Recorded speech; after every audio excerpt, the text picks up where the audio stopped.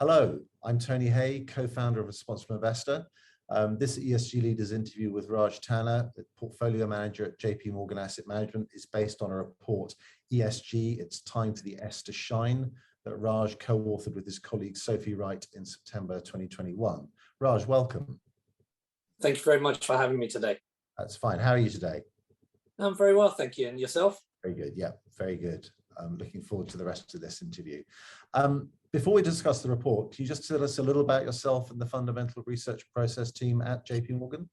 Yes, absolutely. And so I think it's better to start with the fundamental research process because, quite frankly, it's a lot more important than myself. And so if we can start there, and if I can give you three figures that I think are most important and relevant, particularly to this conversation today, actually. We have 85 analysts covering 2,500 companies around the world, and we spend 150 million annually on that research effort. It's an investment engine that has longevity to it, it's 3 decades long, and is just absolutely unique, I think, in its ability to look at businesses, not just now, but out over the next 5 to 10 years, and in particular through and into some of the aspects that we're about to talk about today.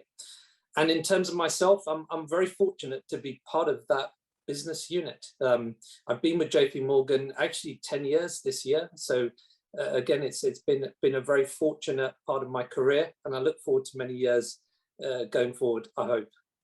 Congratulations on that anniversary. It always interests me when I hear about the numbers of analysts and the number of companies they cover. I'm assuming that there are a certain group of companies that perhaps they pay less attention to than others because they fundamentally understand where they're at and they need to spend more time, or do they try and make it as even as possible? So our aim, our emphasis is adding value for our client base. And as such, our analysts will focus on businesses that they think themselves add value over the medium to long term, which ultimately get reflected in share price performance. And so it really is as simple as that. And I like to think about it even more simply. Good companies do good things and their share prices follow. Our analysts are all about analyzing the business itself. Okay, that's very good. And we're going to come to value in a moment. So it's not quite a segue at the moment, but it'll be a segue in a while. In the paper, you say that social factors, the S in ESG, have taken a back seat to E and G. In fact, you refer to the S as the overlooked middle child in ESG. What is it about poor unloved S that's held its back so far? Look, you're absolutely right to think about it like that, because I do as well, and I genuinely think it's the case. But look, quite simply, if you think about the environmental factor, it is so topical today. I mean, whether that's the Paris Accord that was obviously penned, just a few years ago, which put out very, very strict emission targets in terms of reduction, or indeed some of the publicity we're seeing by, key spokes, men or even ladies. It gets a lot of attention. It gets a lot of attention, and it absolutely rightly should. So that's the E. And then when you think about G is a multi-decade practice. That good governance really sits at the heart of fiduciary responsibility of asset management institutions like ourselves. And it's that's part of the reason why the S has been, unfortunately not focused on as much. But it is also part of the reason why I think it's a matter of time. We think it's a matter of time to see that really come into its own, that middle child, as you talk about. Okay, but why then? What is it that's happening or happened that means that it's going to change, and S suddenly becomes more apparent to everybody? Look, I'd lay out three things. Okay, first is the UN SDG framework that you'll be familiar with. Many are familiar with, but was laid out back in 2015 and had the direct aim of tackling inequality across society globally. Okay, so that's the first point. The second point is thinking about what corporates themselves are doing, and I go no further than our own CEO, who has directly said our stakeholder list needs to be rebalanced to not just think about shareholders, but also broader society. So you are seeing increasing focus by the corporate sector. And one of the reasons you're seeing that is this pandemic. And so when you think about this pandemic, it has almost exacerbated, in fact, not almost, it really has exacerbated that societal divide. And look, I can talk about this so much and give you so many different aspects, but I'll throw out a couple. Why is it that many children have had to go without education in lockdown? That's unacceptable. Why haven't you had free and fair distribution of even the vaccines through this pandemic?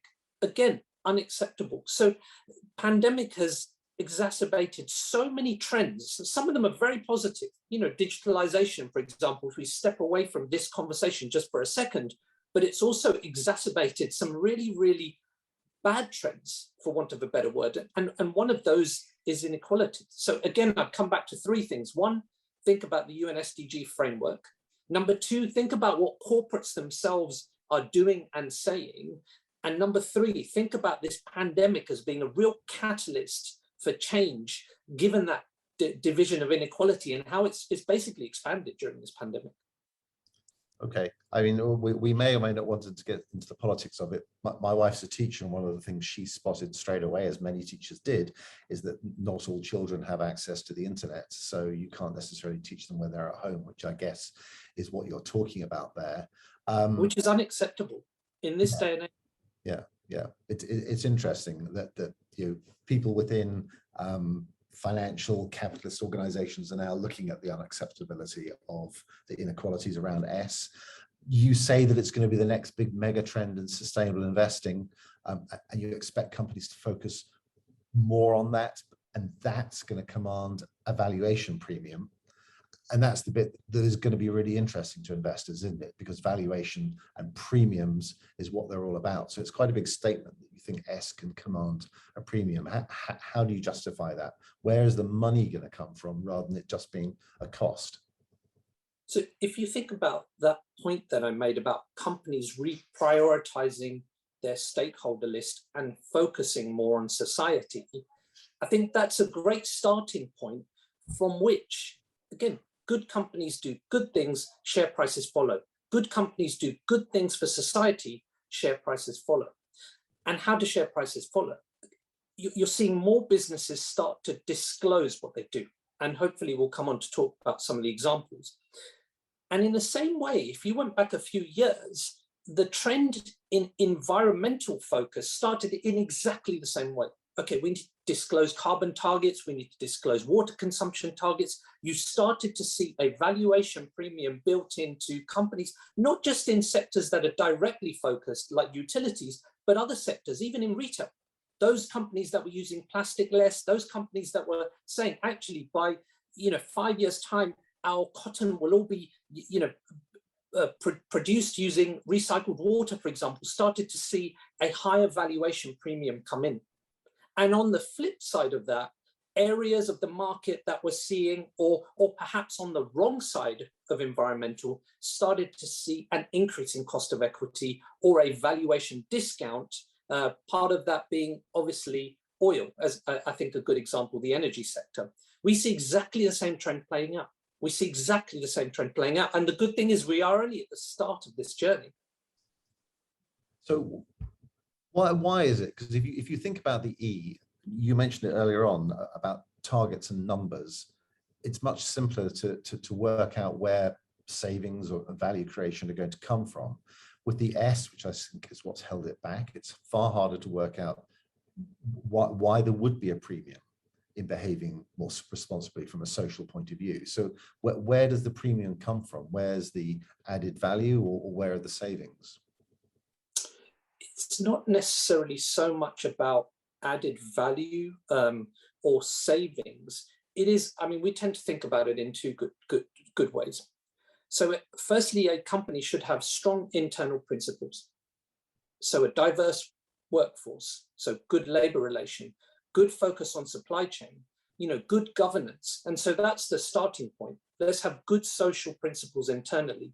And then thinking about these businesses that are doing good things for society more broadly. I think when you take both of those in tandem, which is absolutely what we're focused on, trying to achieve, that's where the potential for valuation premium comes in. But look, absolutely, I would agree with you that right now disclosure is incredibly poor, but that's the discovery process that we are going through. And as we start to see businesses say, actually, we have helped society in this way, we have helped society in several other ways, and hopefully again we can come to talk about examples, you'll start to see that be reflected in market mind. And look, it's a journey that could take a multi-year process to achieve, but it's exactly the same route map as we see having happened in the environmental segment of ESG many years ago. And then when you think about this, as an investor, you get to own great businesses that are also doing good for society. I mean, for us, it's a win-win. You're going to make money out of owning these businesses for the medium to long term anyway, but on top of that, know that they are doing their bit. Surely for you as a client, as an investor, even for me as a portfolio manager, that thought process just sits really well. Yeah. And is it also the case, is there a trend now that consumers are beginning to buy from companies that they perceive as being good for society rather than companies that are poor? Is it feeding through there?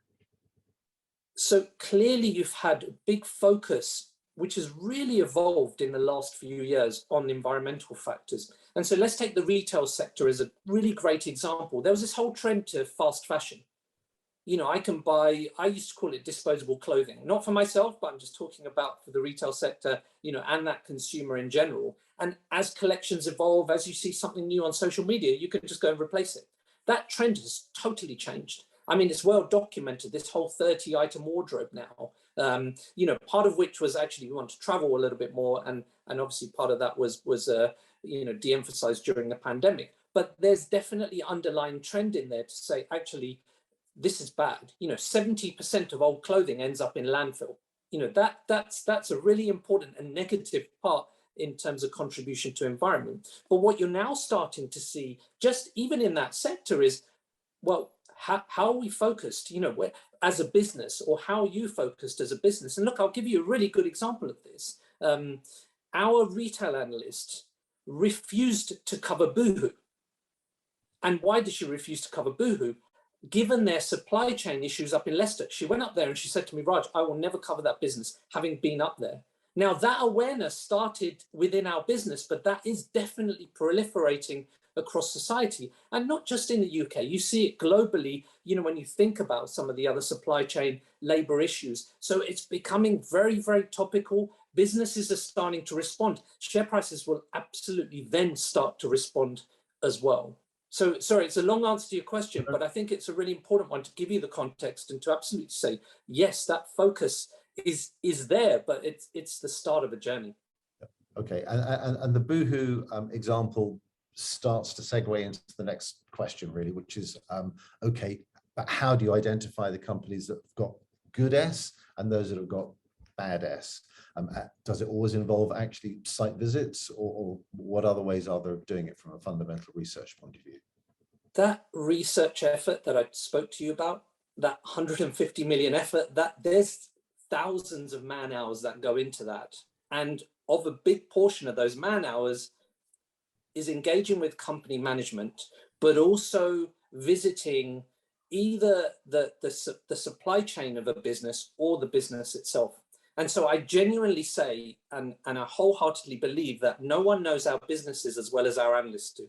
So I think that leaves us really well placed as a starting point.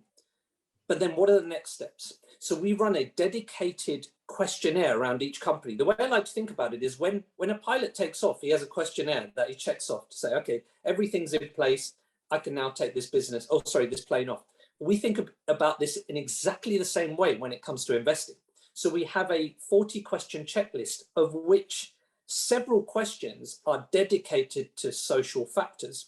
But those are internal social factors, the ones that I've spoken to you about, in terms of, well, we talked about supply chain with a ready-made example. We've talked about diversity at obviously senior management level, but then also employee level.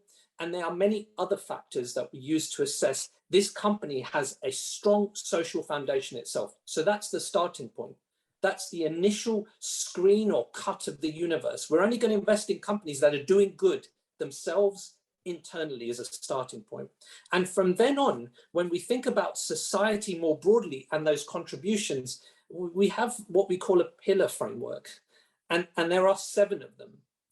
And these range from, the way I like to think about it is actually the first one is providing social protection. And so it's almost that concept of surviving to be able to thrive. You know, what do you need to survive? Basic elements, look, including being able to look after your family. So insurance, pest control, you know, these are really sort of quite, you know, in some ways you would think about as niche, but in other ways you think about them being at the heart of everything we need. I mean, think about some of these floods that just occurred in New York. One of the people that I worked with, she said her entire car was, you know, flooded because it was in the basement. And so you think about some catastrophe insurance is needed, you know, globally. But then you think about life insurance in Asia and other parts of emerging markets that governments don't provide provision for. So that's social protection. Think about being able to survive to thrive. And then think about health and well-being. You know, again, it's a well-documented and publicized area, but very important from a social perspective. Obviously, education. You know, we've talked about access to education in terms of digital, but so many other parts of education, including training at adult level as well for re-entry into workforce. Again, another area we look at. Affordable housing and infrastructure. You know, how there's so many parts of the world where it's so difficult right now. I mean, even in the UK, the average age of a first-time buyer is 36 to 37 years old. That would have been unheard of several years ago. And for every 36 or 37-year-old that can afford a deposit, think about those that can't. And then thinking about just obviously going forward and thinking about other areas, we talked about access to the digital ecosystem. And part of that, you know, as I spoke about in terms of education, but access to broadband, you know, it becomes ever more important in society, you know, as we live in more broadly. One area that we think about a lot is when you think about parts of Africa, for example, it's an hourly pay type economy. And so every hour you miss is an hour you don't earn on. And if you think about the ability to pay or to function, it's very difficult. The banking network is still very substandard. So businesses in Africa providing mobile payment solutions, another great opportunity, you know, obviously to benefit from growth, but to invest in companies that are doing social good. And sorry, I you know, you can tell that there's so many parts of this that I think are so interesting and in some ways unique, even though they might also be seen as quite broad areas. Affordable financing, M&T Bank in the US, 37% of their mortgages are provided to lower middle income individuals. And so if you think about lending itself, it tends to occur to people that can afford to borrow, i.e., you know, have good social or credit foundations themselves, you know, good borrowers. But what about the rest of the economy that can't but need access to credit? What about businesses that are at a lower level but need finance, so microfinance companies as well? So there's so many different aspects to this, but it is all founded by, you know, our research effort, which culminates in that 40-question checklist itself that looks at companies doing social good. And then we're looking at this different focus in terms of social advancement to society itself globally through that pillar framework. Very quickly, how do you think about the risks behind, say, M&T Bank? Because I think classically it was the US government pushing lenders to lend money to lower income households that helped with the subprime crisis. When I say helped, caused the subprime crisis. So when you're looking at M&T, you think, well, they're doing a social good, but surely there's a big risk as well with that kind of lending program. I will just nuance it very slightly, that if you went back to the subprime crisis, it obviously wasn't just about business like M&T, but about the industry more broadly, lending into not necessarily low middle income, but actually zero income, these sort of famous ninja loans, no income, no job, access to affordable loans and the like. And that was where the problem stemmed from. And actually, since then, you've seen so much better adoption in terms of risk practices, in terms of lending. Obviously, companies or banks themselves, balance sheets are incredibly strong, even stronger through this pandemic, such that you're seeing actually now, cash be given back to shareholders. But I would say the combination of those two and that mindset of that 2009 history, I think leaves the sector actually very well placed. But, again, we focus on businesses that are doing better for that lower and middle income threshold or part of the consumer base that actually need that access to credit. All right. So S is the next big thing. There's a clear value premium and there's enough data around there for you to identify your universe. How does an investor go about constructing a dedicated social fund? So right now, and again, it gets back to what we've been discussing. This is really at its infancy, or we're very much at the start of the journey when it comes to social investing. And so the number of vehicles available on the market is really quite low. It's certainly something that we are strongly looking at and preparing for at JP Morgan Asset Management in terms of being able to offer a vehicle for our client base. But I'd again think about those pillars themselves, those 7 pillars based on companies that are doing social good, and focus on those in terms of companies providing, education, in terms of businesses that are providing. We've talked quite greatly about access to attainable financing, and then when you think about well-being, I mean, just to throw out another company to you, Novo Nordisk, which is obviously one of the most successful diabetes product provider or treatment provider globally, part of a duopoly market, but one of their new products that's launched, Wegovy, it's called, actually taking that repeatedly, you lose 17% of your body weight. That is unheard of. And if you think about obesity itself, which is unfortunately something that is suffered from, globally, it's a disease itself, which I think, again, awareness of that needs to increase, but it leads to so many other social issues. So again, I'd sort of come back to you saying, firstly, it's in its infancy. Secondly, we are looking at something ourselves as a business, JP Morgan. But thirdly, focus on those pillars when it comes to, picking companies to invest in that are, I think, great businesses, but also doing great things for society as well. Raj, that's a very good note to end on.